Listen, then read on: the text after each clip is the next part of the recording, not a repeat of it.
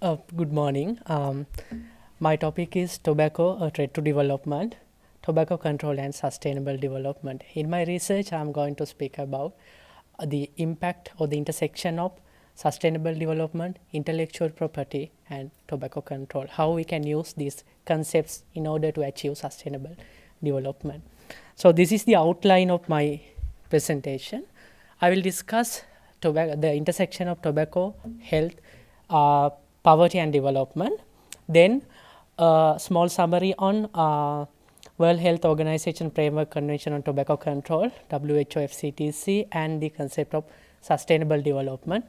Then the impact of intellectual property rights on tobacco control, and some aspects of transforming tobacco industry towards sustainability, and finally some recommendations can be to enhance the implementation of WHO FCTC.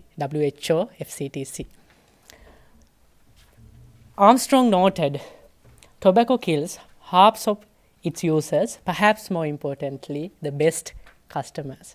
So we can link tobacco directly with the health of the people, especially as it quoted in WHO 2017 report, 7 million people die each year from tobacco-related diseases. Out of that 7 million, 600,000 people die from second-hand smoking. And also, 1/5 of the global tobacco attributable deaths occur in the Southeast Asian region. Most of the countries are low and middle income level countries. Therefore, we can argue that the humankind is in a threat caused by tobacco. Before moving to the discussion of tobacco and poverty, I would like to draw your attention to that picture. It says 1 person dies every 6 seconds in the world due to the tobacco attributable deaths. When it comes to the link between tobacco and poverty, so the tobacco causes a kind of huge opportunity cost on individual households or the individual income, because they spend some money on tobacco. That money can be spent or should be spent to get basic necessities such as food, shelter and sometimes education for their children. When it comes to national level, tobacco causes some kind of huge burden on economic losses of the government or the national level, especially economic losses on healthcare and losses of productivity due to the premature deaths.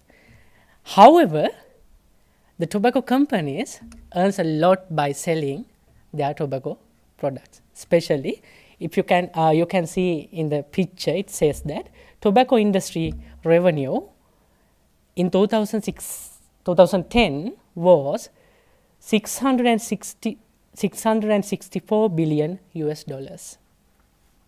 Okay, then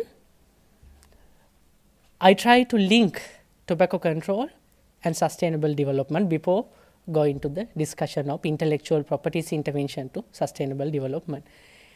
As it very clearly mentioned in the Our Common Future report, sustainable development is a development which meets the needs of the present generation without compromising the ability of future generations to meet their own needs.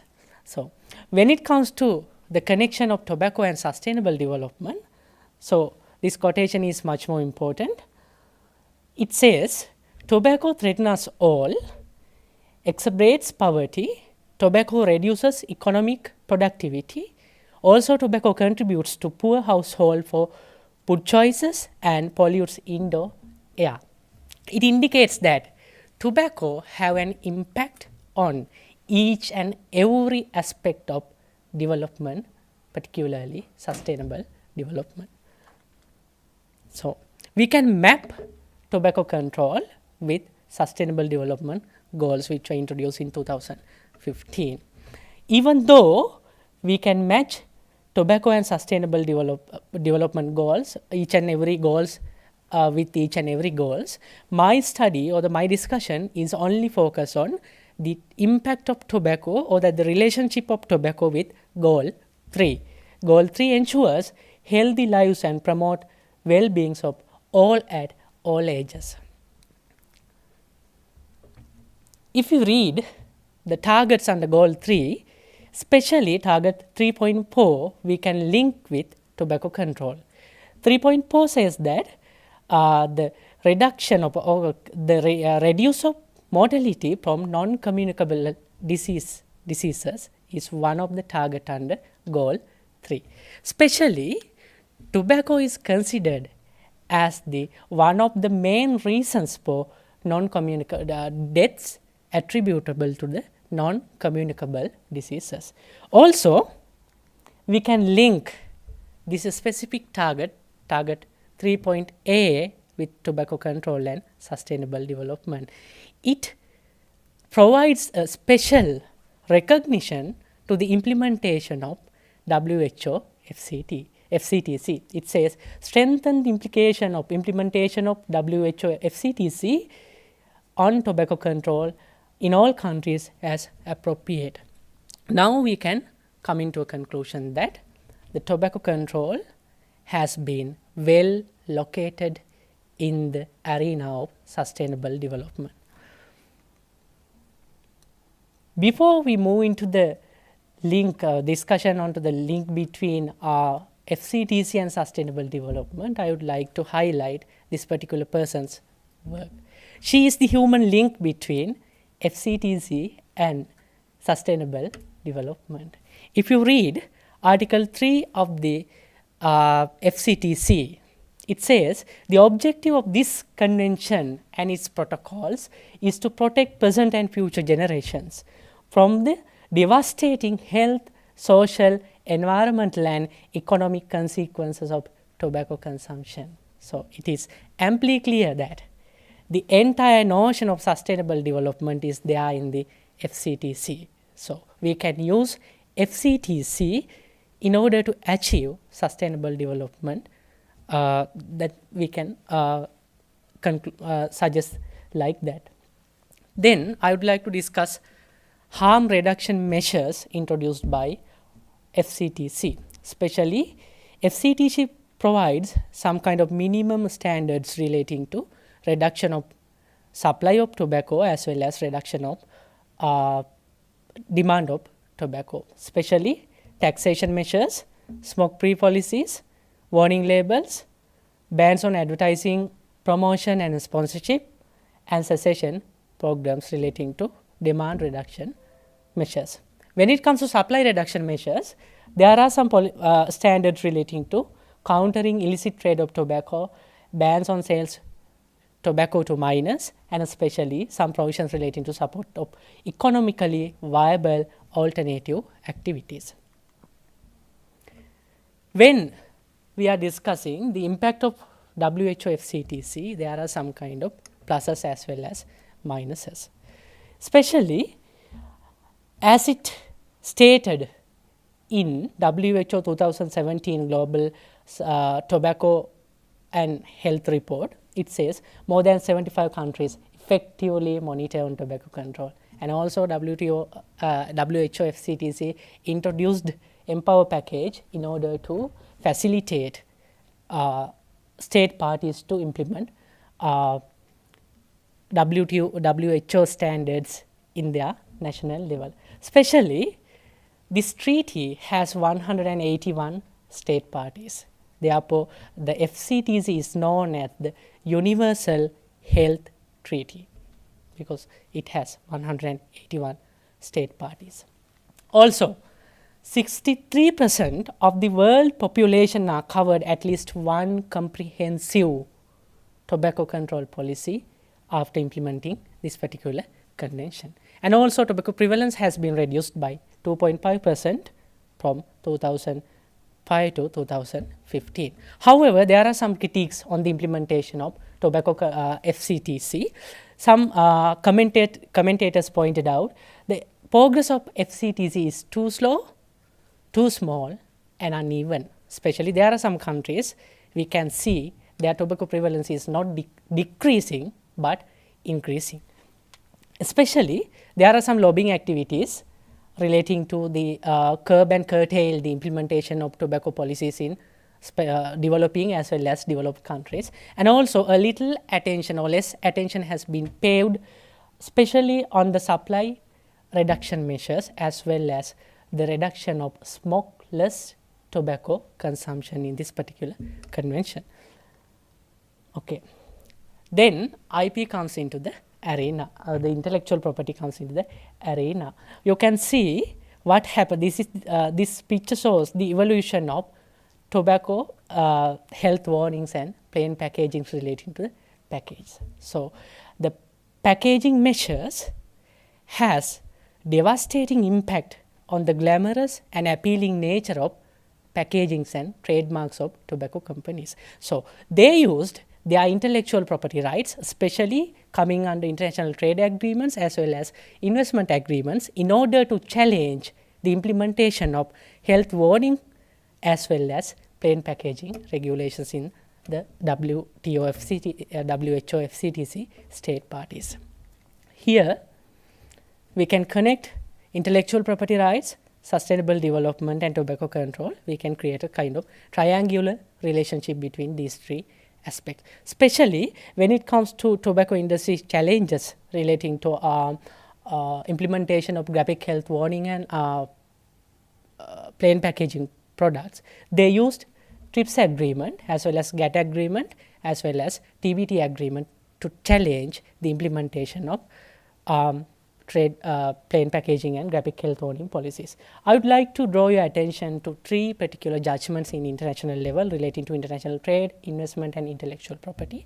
Especially JT International versus Commonwealth of Australia case, the tobacco industry challenged the implementation of plain packaging regulations in Australia based on constitutional property rights in the Australian Constitution.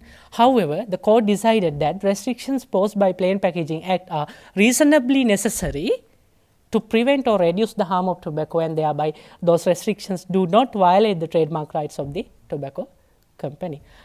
The same thing, the same matter went to the international WTO arbitration tribunal also. In that case, they that the Philip Morris International Limited challenge once again the implementation of plain packaging regulations. However, the tribunal decided that public health concerns prevailed over trademark rights. When it comes to developing world's experience, in Philip Morris International versus Republic of Uruguay case, 80% of health warnings implemented by Uruguay, that was challenged by Philip Morris International under WTO and TRIPS agreement. However, the tribunal decided that FCTC treaty was evidence-based. If the measures are consistent with FCTC, that measures also could be considered as evidence-based. Therefore, we can see some kind of new brew in the international intersection of intellectual property into tobacco-related matters. Actually, it always paves the way for better implementation of tobacco control measures. When it comes to tobacco industry and their intervention or their intermediation relating to sustainability, so they also have published and they also have proposed some agendas relating to their own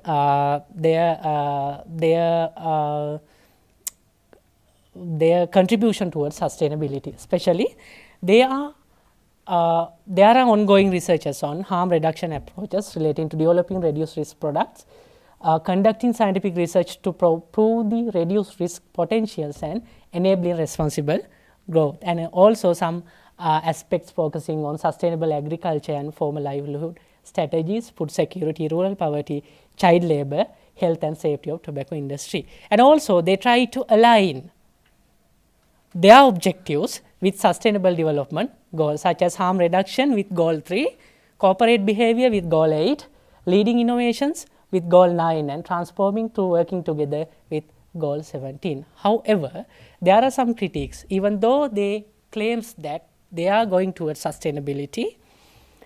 In 2016, the major 5 tobacco companies has shipped 2.27 tons of cigarettes, and they have earned 150 billions of US dollars by selling, and also the net profit was 35 billion in 2016. And also, they, in all of their reports, they have mentioned what they did and what they are going to do without any time frame or the time framework. We can question the authenticity of their research also. Therefore, we can use tobacco control in order to achieve sustainable development. These are some kind of suggestions can be made in this regard, especially the better implementation of WHO FCTC. Particularly, we have to strengthen the tobacco control, taxation of tobacco relating to tobacco products, and banning on indirect advertising, especially social media advertising that has not been touched anywhere, not been touched. And also laws on reducing smokeless forms of tobacco and implementing comprehensive tobacco laws and policies in developing countries. There are some countries, they have not implemented some comprehensive tobacco control policies in their domestic level. And also it can be proposed to use sustainable development in order to justify the law and policy making process, especially in low and middle income countries, and enhancing global partnership and empowering state policies under Article 20, that is related to global partnership of tobacco control, and finally to have some kind of specific provisions related to trade and investment in regional investment and trade agreement. Finally, the conclusion would be state parties to the FCTC have an obligation to implement tobacco control measures in their national level or in their home countries. And also, the sustainable development goals having side support or the support to implement better implementation of FCTC. Then intellectual property also had been interpreted in a way to shed a light on the implementation of tobacco control measures in domestic levels. Therefore, we can conclude that the intersection of sustainable development, intellectual property and tobacco control can be used to achieve sustainable development in a pragmatic way. Thank you.